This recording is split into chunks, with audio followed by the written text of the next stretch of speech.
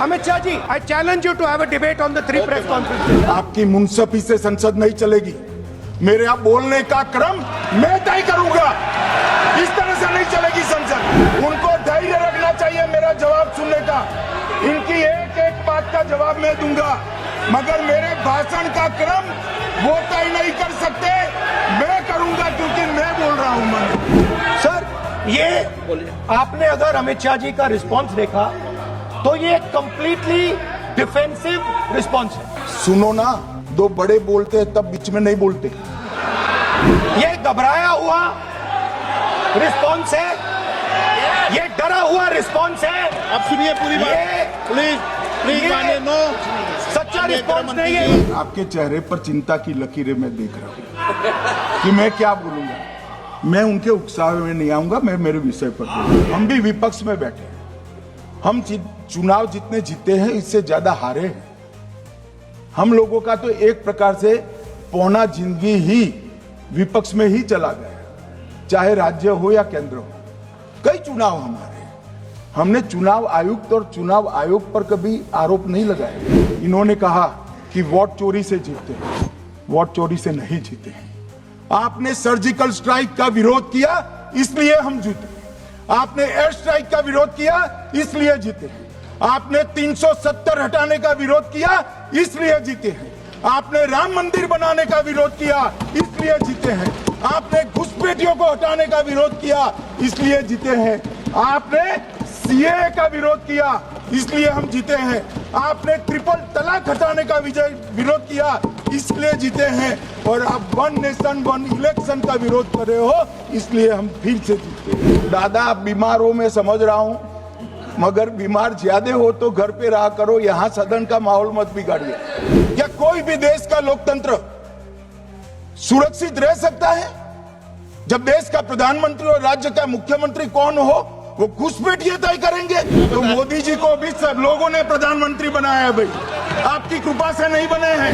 क्या इस देश में कोई कानून बना है कि आरएसएस की विचारधारा वाले हैं उनको कोई महत्वपूर्ण? अरे इस देश का प्रधानमंत्री आरएसएस की विचारधारा वाला है।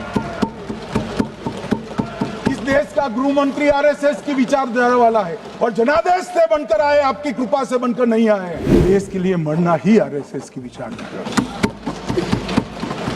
देश को समृद्धि के परम शिखर पर ले जाना ही आरएसएस की विचारधारा है। देश की संस्कृति का झंडा बुलंद करना ही आरएसएस की विचारधारा। Let us have a debate on my press conference. Let us go. Let us have very good idea. Let us have a debate on my press conference. अरे सुनो ना, क्यों जल्दबाजी करते हो मानिकम? हरियाणा में दोनों चुनाव में वोट कैसे दे रहे हैं? प्लीज ये भी जवाब दे दीजिए। मान्यवर, वोट चोरी का प्रोग्राम बचा जो 3 प्रेस कॉन्फ्रेंस में, एक सादा प्रेस कॉन्फ्रेंस, एक एटम बम वाला प्रेस कॉन्फ्रेंस, एक परमाणु बम वाला, ये तीनों में क्या हुआ इसके सारे जवाब मेरे पास है। वोट चोरी कह रहे हो मान्यवर, वोट चोरी किसको कहते हैं वो मैं बताना चाहता हूं। और हमारे यहाँ कुछ परिवार ऐसे हैं जो पूछते नहीं वोट चोरी करते। राहुल गांधी जी ने 5 नवंबर 2025 को एक प्रेस कॉन्फ्रेंस में परमाणु बम फोड़ा।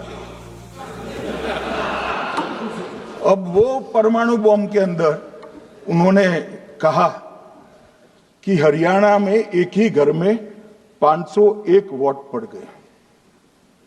चुनाव आयोग ने इतनी स्पष्टता करी कि हाउस नंबर 265 कोई छोटा मकान नहीं है, बस रहे, मगर वहां हर परिवार के घर का नंबर नहीं दिया गया है, इसलिए सब जगह हाउस नंबर 501 दिया गया। और एक परिवार की तो 3 पीढ़ियां साथ में रह सकती हैं। और पुराने नंबर से ही जब हरियाणा में कांग्रेस की सरकार चुनी गई तब से ये नंबर इसी तरह से चल रहा है। ये ना कोई फर्जी घर है ना फर्जी वोटर है। हरियाणा की जहां इनने बात की, इन्होंने एक उदाहरण लिया, वहां पर अनेक उदाहरण हैं। वो भी आपने दिया था ना, 19 वो भी आपने दिया था, इसलिए वो भी 19 लाख वहां पे नहीं, फेक लोग वो उदाहरण वोटर्स हैं। आपने दिया था इसलिए उसका जवाब दिया हूं। और ये भी हमें बता दीजिए, हिंदुस्तान के इतिहास में पहली बार डिसीजन लिया गया कि इलेक्शन कमिश्नर्स को फुल नहीं फुल इम्यूनिटी दी जाएगी। इसके पीछे जो थिंकिंग थी वो हमें सबसे पहले बताइए। मैं जवाब दूंगा इम्यूनिटी का, मगर ये इम्यूनिटी जो श्रीमती गांधी ने दी थी इसके लिए आपका क्या कहना है? परंतु हमने तो चलो मानो चुनाव आयोग को इम्यूनिटी दी, श्रीमती गांधी ने तो अपने आप को इम्यूनिटी दी थी। और मान्यवर ये तो इतिहास है, कौन जुटला सकता है? इनको कोई पढ़ाता नहीं है इतिहास, ये तो इतिहास है, सर्वोच्च अदालत और संसद के रिकॉर्ड में रखा हुआ इतिहास है। इसके खिलाफ लल्लन सिंह जैसे कितने लोग पूरा जीवन लड़े बिहार में, इमरजेंसी के खिलाफ जेल में गए। पूरा उनका 55 साल प्रधानमंत्री जी ने ही चुनाव आयोग को नियुक्त किया, तब तक कोई सवाल नहीं था। और नरेंद्र मोदी करते हैं तो उन पर सवाल उठाते हैं। कांग्रेस पार्टी ने ही ये परंपरा बनाई थी, कानून भी कांग्रेस पार्टी ने बनाया था। मगर आज आरोप करना है इसलिए आपने चुनाव चोरी कर लिया, चुनाव चोरी कर लिया, चुनाव चोरी के कहने से कुछ नहीं होता। जनता हमको सुनती है भाई, और हम जवाब भी देते। केस हारते हैं तो जज पर आरोप कर देते हैं, चुनाव हारते हैं तो ईवीएम पर आरोप करते हैं। ईवीएम की दलील अब गले नहीं उतरती तो वोट चोरी का मुद्दा लेकर आए। वोट चोरी का मुद्दा लेकर पूरा बिहार में यात्रा निकाली, फिर भी हार गए। अब हारने का कारण आपका नेतृत्व है, ये हारने का कारण ईवीएम और मतदाता सूची नहीं। अगर मतदाता सूची करेक्ट है तो क्यों शपथ लिया, क्यों चुनाव लड़ा? आप बताइए देश की जनता को। आप लोग यहाँ कैसे पहुंचे? ये वोट चोरी करते रहे, घुसपैठिया बचाओ यात्रा निकाली और बिहार में 2/3 बहुमत से हम जीते। एसआईआर का विरोध करोगे तो बिहार की जगह बंगाल और तमिलनाडु में भी साफ। एसआईआर क्या है? ये लोग जो कहते हैं इलेक्शन कमीशन कैसे तय करेगा, ये इनकी ड्यूटी है और ये हमारा निर्णय नहीं है, भारत की सर्वोच्च अदालत का निर्णय है। और हम सब भारत की सर्वोच्च अदालत के निर्णय से बंधे हुए हैं। देश के अंदर चुनाव न जीते तो चुनाव आयोग को बदनाम करो, चुनाव प्रक्रिया को बदनाम करो, मतदाता सूची को बदनाम करो, ये हमारे लोकतंत्र का भला नहीं करेगा। इनको अब अगर प्रेस में कोई पत्रकार उनको पसंद ना आए ऐसा सवाल पूछते हैं तो तुम बीजेपी के एजेंट हो ऐसा कहते हैं। मगर आप अगर ऐसा मानते हो कि लोकतंत्र में आपको पसंद आए ऐसे ही सवाल पत्रकार पूछे तो ये नहीं हो सकता। इमरजेंसी नहीं है भाई, इमरजेंसी नहीं है।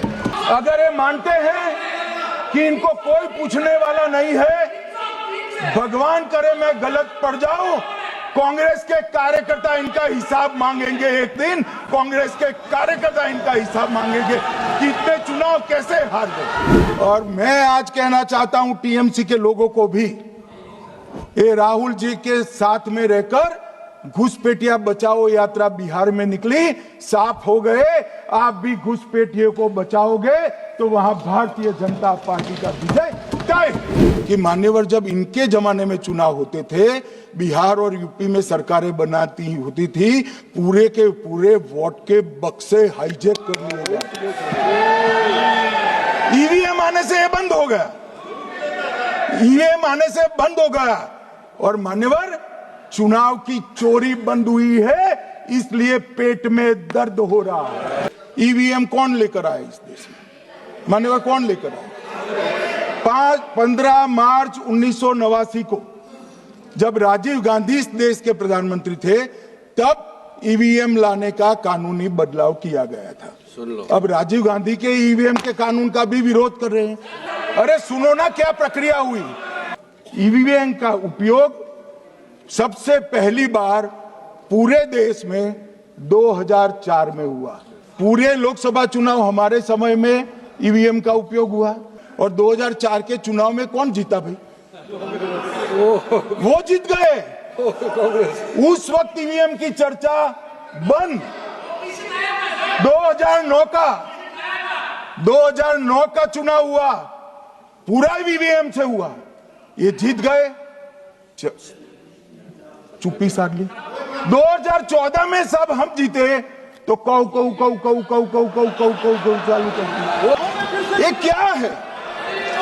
जब कानून आप लाए, मशीन आपने इंट्रोड्यूस किया, चुनाव आप पहला जीते मशीन से, दूसरा चुनाव जीते, मौत से 10 साल राज किया और हार गए तो फिर रोते हैं। वाद मतलब डिस्प्यूट पहुंचा है दिल्ली की सिविल अदालत में। उसमें डिस्प्यूट ये है कि सोनिया गांधी जी इस देश की नागरिक बनने से पहले मतदाता बने। Filed a case on Madam Sonia Gandhi's voting on that 80. Sir, that Ross Avenue Court dismissed that case without, there is no substance in that case. मान्यवर, मैंने इतना ही कहा है कि अदालत में केस चल रहा है जो फैक्चुअल है। अब जवाब तो उनको अदालत में देना है, सोनिया जी ने, यहाँ क्यों दे रहे हैं? I am challenging Home Minister. Sonia Gandhi not even voted that election. Can you prove it? Can you prove it? मैं बताता हूँ। Misleading statement. A Home Minister doing. अब मुझे सुनिए तो, अब आपने एक मुद्दा खड़ा किया, मुझे जवाब तो देने दीजिए। मान्यवर, मैंने कुछ ऐसा नहीं कहा, मैंने सिर्फ इतना कहा है कि एक वाद दायर हुआ है दिल्ली की अदालत में। मैंने कोई कंक्लूजन नहीं कहा, मैंने कहा कंक्लूजन कहा, मैंने कोई कंक्लूजन नहीं कहा। कंक्लूजन तो जब उनका नोटिस का जवाब वो दे देगी तब अदालत देगी, तब फिर से बताऊंगा मैं। मगर अभी तो मैंने सिर्फ इतना कहा है कि वहां एक केस रजिस्टर्ड हुआ है जिसमें श्रीमती गांधी को नोटिस इश्यू किया है।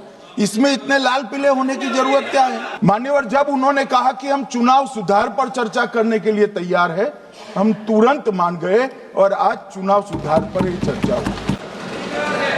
अरे सुनिए ना भाई, मेरा आपसे विनम्र निवेदन है, मैं आधी रात तक बैठने के लिए तैयार हूं, मुझे कोई आपत्ति नहीं। मेरा भाषण समाप्त हो जाए और मान्यवर, एक नई फैशन हो गई है, इतिहास बताते हैं तो नाराज हो जाते हैं कि आप इतिहास मत बताइए। अरे भला कोई भी प्रक्रिया, कोई भी देश, कोई भी समाज इतिहास को छोड़कर कैसे आगे बढ़ सकता है? चर्चा इन्होंने जिस तरह से शुरू करी है, जवाब तो मुझे देना पड़ेगा।